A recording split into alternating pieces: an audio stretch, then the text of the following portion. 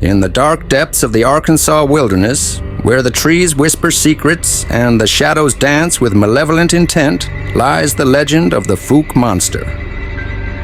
Allow me, dear listener, to recount my harrowing encounter with this creature of nightmares. My name is Jack, and I was just a young man when I first ventured into those woods with my friends.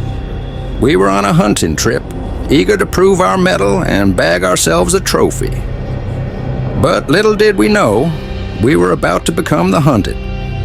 My companions that fateful night were Sam, a burly man with a booming laugh, and Tom, the youngest of our group, with a nervous energy that often got the better of him. We had heard the whispers about the Fouke Monster, a 7-foot-tall beast covered in dark, matted fur, with eyes that seemed to glow with an eerie, otherworldly light. But we were skeptical. We dismissed it as mere folklore, a tale to scare children and keep outsiders away. As night fell and the forest grew silent, a chill settled over us, sending shivers down our spines. We gathered around our campfire, the crackling flames providing a small circle of warmth and light in the encroaching darkness. That's when we heard it, the sound of heavy footsteps, like thunder echoing through the trees. We dismissed it at first, attributing it to the wind or perhaps a bear passing through. But as the night wore on, the footsteps grew closer, more purposeful. And then we saw a towering figure emerging from the shadows, its eyes glowing with an unholy light. Its fur was dark as midnight, matted and tangled, and its breath came in ragged gasps, like a beast on the hunt. Fear gripped us in its icy embrace as we realized the truth. We were face to face with the Fouke Monster. We fumbled for our weapons, but it was too late. With a guttural roar, the monster lunged forward, its claws outstretched, and chaos ensued. I won't bore you with the grisly details of that night, dear listener. Suffice it to say that we were lucky to escape with our lives. But the memory of that encounter still haunts me to this day, a constant reminder of the horrors that lurk in the darkness, waiting to claim their next victim. So, if you ever find yourself wandering in the woods near Fouke, Arkansas, tread lightly and keep your wits about you, for you never know what lurks in the shadows, watching, waiting, hungry for its next meal. The following day, we decided to pack up and leave. We didn't speak of what we had seen. The terror was too fresh, too raw. As we walked back through the dense forest, every rustle of leaves, every snap of a twig sent us into a frenzy of fear. We were no longer the brave hunters we thought we were. We were prey, and we knew it. The silence among us was suffocating. Sam, usually so jovial, was stone-faced, his eyes darting nervously from side to side. Tom, who had always been a bundle of energy, was now subdued, his hands shaking uncontrollably. And me, I felt a cold dread settle in the pit of my stomach, a feeling that we were not alone. We reached the edge of the forest as the sun began to set, casting long, ominous shadows on the ground.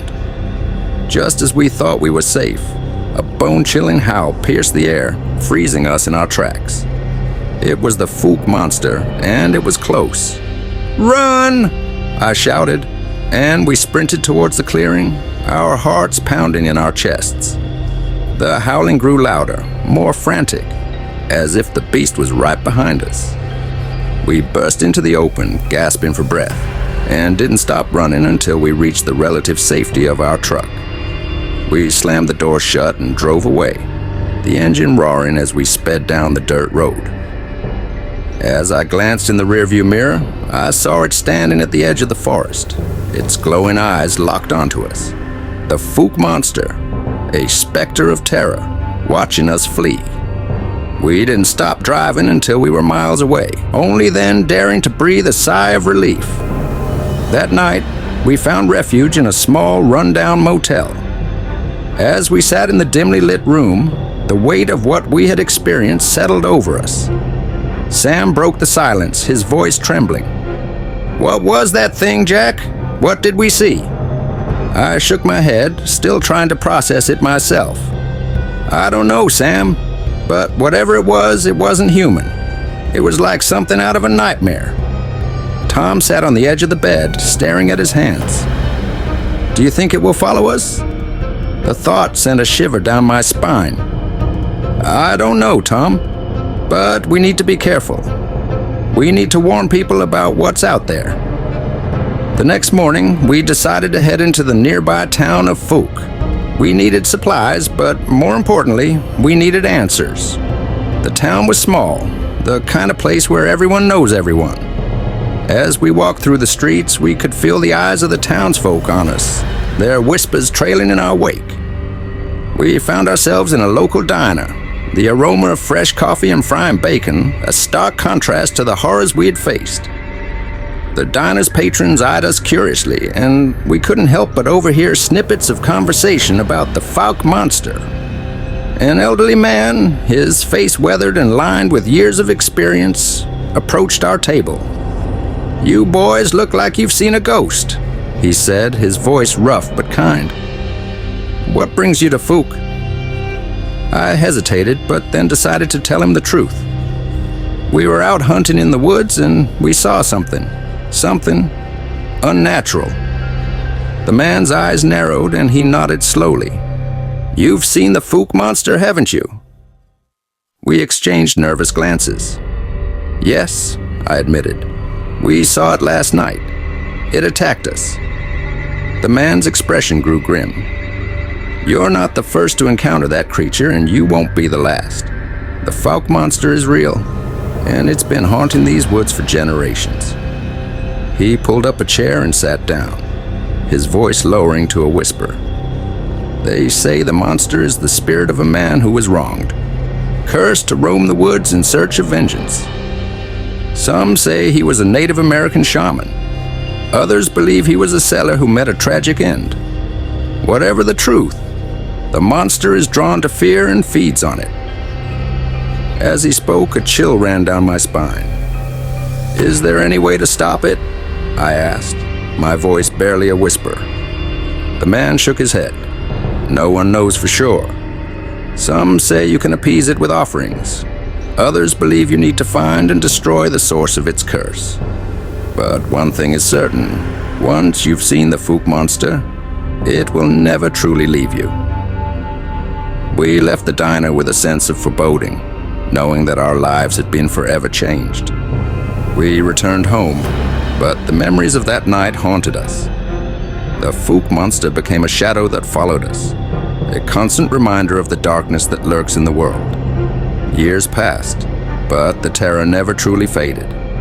Sam moved away, trying to escape the memories, but he could never outrun them.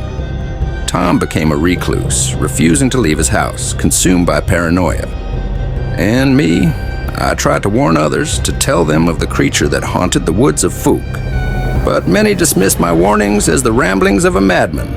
One cold winter's night, as the wind howled outside my window, I received a call from Tom. His voice was frantic, filled with terror. "Jack, it's back. The Fouke Monster. I saw it outside my house. It's coming for me." My heart raced as I tried to reassure him, but deep down, I knew there was no escaping the monster's wrath. I rushed to his house, but by the time I arrived, it was too late. The front door was ajar, and the house was eerily silent. Tom was gone, and the only evidence of his presence was the overturned furniture and the deep claw marks on the walls. I knew then that the Fouke Monster would never stop. It was a relentless force, a creature of pure malevolence that thrived on fear and despair. And as I stood there, in the wreckage of my friend's home, I realized that it would come for me too. So now, dear listener, I pass this story on to you. If you ever find yourself in the woods near Fouke, Arkansas, remember my tale. Be vigilant and never let your guard down. For the Fouke Monster is real, and it waits in the shadows, watching, waiting, and hungering for its next victim. And if you ever hear those heavy footsteps echoing through the trees, know that you are not alone. The Fouke Monster is near, and it will never stop hunting.